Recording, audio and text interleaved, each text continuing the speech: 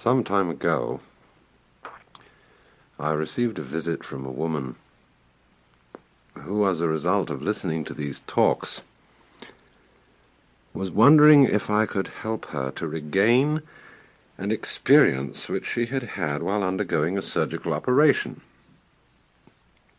As is generally known, anesthetics sometimes induce peculiarly vivid and unusual states of consciousness. And every now and then a person under anesthesia will undergo a specific and particular experience which is of the utmost fascination.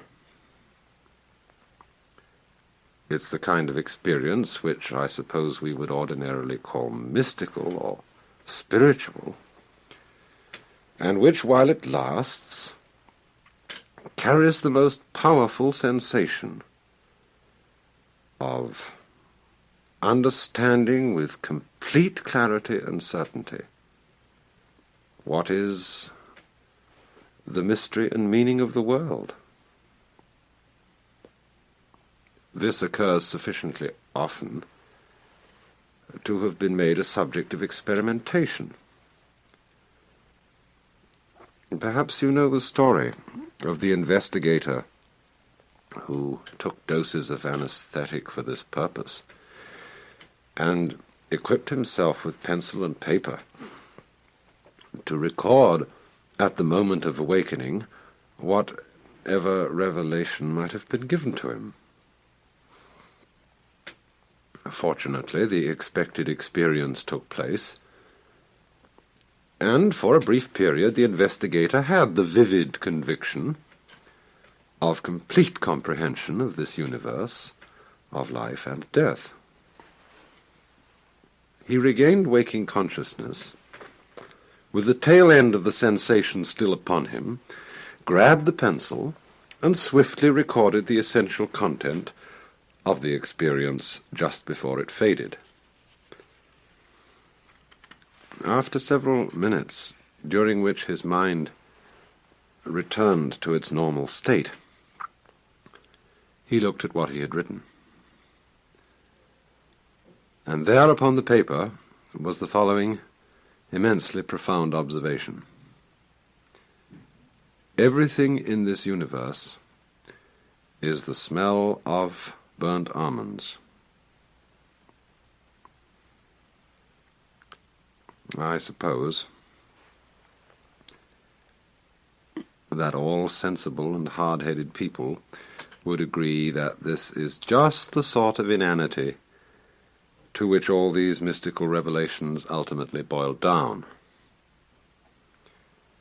In the clear, cold light of rational consciousness, the seemingly inspired and utter convincing knowledge of dreams, of drug delusions, and of mystical experiences comes down to just this sort of idiotic anticlimax, masked in the poetic or exotic obscurantism of such phrases as all is Brahman, or the divine unity beneath the multiplicity of the world. It may sound for a moment as if it meant something, but the essential nonsense of these feelings and the purely subjective character of the sense of insight which they involve at once becomes obvious when Brahman, or the divine unity, is replaced by the smell of burnt almonds. We might settle for this conclusion if some of us had not had the same sensation, not under drugs or hypnosis, but when very wide awake. And I, for one, will not quarrel with the smell of burnt almonds as the key to the mystery. I like it much better and feel it makes much more sense than Brahman or the divine unity. For its very banality, its very inconsequential silliness, brings out the real significance of the experience in question. for the importance of the mystical revelation does not lie in the precise nature of what everything in this universe is. It can be God or Brahman or burnt almonds or applesauce or anything you like. Its importance lies rather in the simple sensation of wholeness, in the part of the sentence which runs, everything in this universe is, no matter what. For the conviction which has come to the experiencer is that his habitual sensation of isolation from his environment, from the rest of the world, is an illusion, and that as a corollary, his own deeds and misdeeds, fortunes and misfortunes, are the same process as the changing seasons and the circling stars. And unreasonable as it may seem, this gives him the sensation that his whole life, past, present, and future, is somehow perfectly natural and in order, and that he himself is not just the mind enclosed in the skull, but the total process of the world.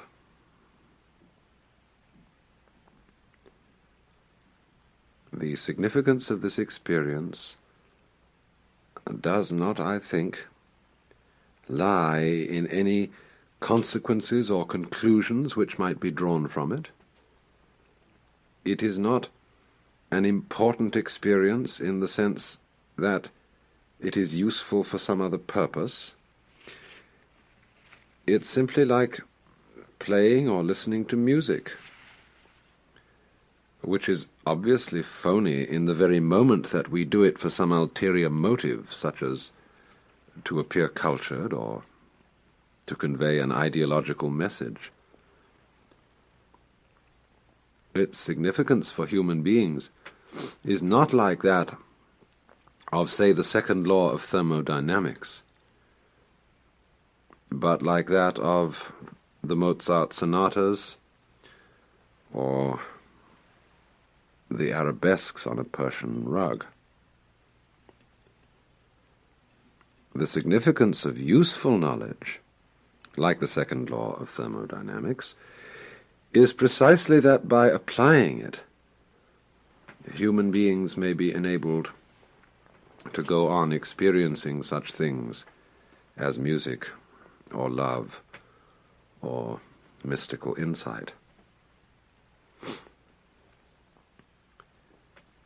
But what could I say to the woman who, under anesthetic, had once had this experience and wanted it again more than anything else in the world? Go and have another operation? Get yourself some ether, or mescaline, or lysergic acid, or take up yoga, or get thee to a nunnery? There are still other, and much too pat, answers to this question, as that she is failing to revive the experience by the very act of seeking for it. As well tell a starving man that his very hunger is what prevents him from finding food. For once a person has had an experience of this kind, he is gone. It's easier to get rid of an addiction to heroin, or to choose something more natural, to get rid of the love of the opposite sex. No, I could better say something like this. The answer is in the very experience which you have had. Didn't you know then, for certain, with utter clarity, that your whole life, past, present, and future, was somehow, as you yourself put it, part and parcel of that universal harmony which the Chinese call the Tao. I feel sometimes that phrases like universal harmony are so hackneyed, so almost slushy and sentimental, but it's terribly difficult to begin to find the right word for this kind of thing without sounding like Voltaire's Mr. Pangloss, without sort of jumping on this best of all possible worlds business, because the thing isn't like that at all. It's very, very much stronger than the feeling that this is the best of all possible worlds. And the curious thing about it isn't that it glosses over anything, but it makes the most awful things seem that way too, without at the same time making them cease to seem terrible. It's very peculiar.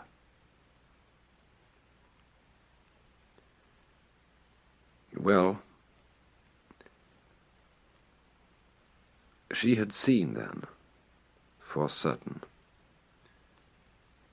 at the time of that experience, seen with total clarity, that our whole past, present, and future life was in some way part and parcel of what we are perforce driven to call the universal harmony of the Tao. But what one doesn't seem to understand then is that this still remains true of what one is today. You are in the stream when seeking for what you have lost, and when feeling perfectly ordinary, no less than when you were in ecstasy. You're not feeling the experience, and you're striving to regain it, is, as a matter of fact, the very future which you saw to be in such perfect accord with the process. Let me remind you of a celebrated tale that was told by Sri Ramakrishna. The story of one of his disciples who had learned from the Master that all the multiplicity of this world is the illusory outward form of the one eternal, divine Brahman underlying the entire process. And having sat and listened to this exposition, the disciple got up and went his way, and in passing down a rather narrow street, he saw an elephant coming towards him, and Mahout riding on top of the elephant. Well, the Mahout saw the disciple wandering down the center of the road and shouted at him, "Hey you, get out of the way! This elephant isn't very nice." But the disciple thought, now the Master Ramakrishna has told me that I am Brahman, and that everything is Brahman, and therefore the elephant is Brahman, and therefore it will be perfectly all right if I walk straight along. The elephant will do me no harm, since I realize this to be true. So he ignored the warning of the Mahout and approached the elephant, and the elephant swung his trunk and swatted that disciple hard and threw him into the ditch where he was scratched with the brambles. Well, he was very upset, and he came crawling back to Sri Ramakrishna and said, "Master, you have deceived me. I understood that everything is Brahman, that I am Brahman and all other creatures. Is that not so, Master?" And the Master said, "Yes, it is so." Well, he said, "I was walking out in the road and I saw this elephant coming towards me. And it didn't seem to me to be necessary to get out of the way when the mahout riding the elephant warned me to do so, because I figured that I was Brahman and the elephant was Brahman, and I could come to no harm. "You stupid man," said Sri Ramakrishna. "You didn't realize that the voice of the mahout was also Brahman, and you should have heeded that too. So also in this case. The one who is trying to regain the vision is the disciple, and the vision they are trying to regain is the elephant. But the way you are actually feeling now, and which you are ignoring because of your eagerness to feel some other way, that is the voice of the mahout. And that, too, is Brahman.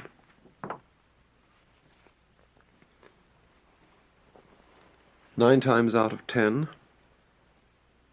an observation of this kind will mean nothing, and will fall as flat as being told that everything in this universe is the smell of burnt almonds.